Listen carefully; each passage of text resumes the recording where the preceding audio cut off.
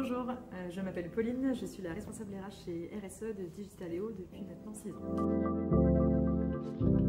Je m'occupe de piloter toute la stratégie RH et RSE de Digitaléo et pour ça j'ai 2 personnes à Rennes à mes côtés et puis je travaille main dans la main avec une autre personne sur Marseille. On a choisi de travailler avec Ecotree après avoir fait une prise de conscience collective en interne chez Digitaléo puisque l'ensemble des piliers RSE étaient déjà travaillés mais on n'attaquait pas du tout le sujet de l'environnement. On a donc fait un bilan carbone avec la fondation Good Planet courant 2020 et ça nous a donné une photographie de toutes les émissions carbone de Digitaléo et celles de nos clients à travers notre plateforme. Et suite à ça, on a défini des actions de réduction d'une part et un plan de captation carbone. Et Ecotree nous a paru idéal puisque entreprise relativement locale pour nous et puis avec un impact et un projet qui nous parlait beaucoup, qui faisait beaucoup de sens pour nous. Dans cette logique de captation de nos émissions considérées comme incompressibles, on a travaillé avec Ecotree et les facteurs d'émission de l'ADEME pour définir finalement combien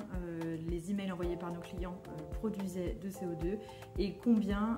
il était nécessaire de capter en termes de CO2 pour réussir à trouver une sorte de balance ou d'équilibre.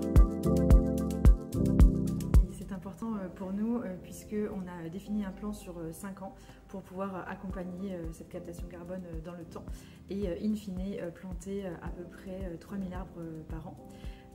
Autre point important, c'est qu'en tant qu'acteur du numérique, on a l'impression d'avoir une activité assez immatérielle et en fait on a un rôle de sensibilisation auprès de nos collaborateurs et auprès de toutes les parties prenantes avec qui on travaille.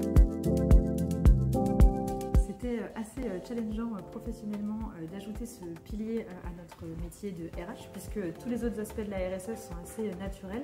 on va dire imbriqués dans le cœur même du métier et dans l'ADN de l'entreprise, mais l'aspect environnemental était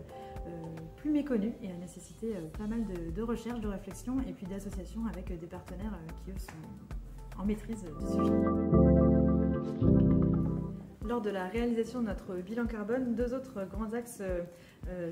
ressortaient, notamment la partie domicile-travail au niveau des trajets que l'on effectuait chaque jour et puis la partie consommation du bâtiment. Et donc ces 2 leviers étaient fortement actionnables en interne. On a donc décidé de travailler fortement sur la partie mobilité en sensibilisant nos collaborateurs à des nouveaux types de transports, en leur permettant de faire aussi davantage de télétravail pour éviter des trajets domicile-travail et puis en mettant en place un forfait mobilité durable qui a aujourd'hui un fort succès. Et sur la partie consommation du bâtiment, on a identifié des fournisseurs d'électricité et de gaz qui nous permettent de travailler avec des producteurs d'énergie renouvelable en direct.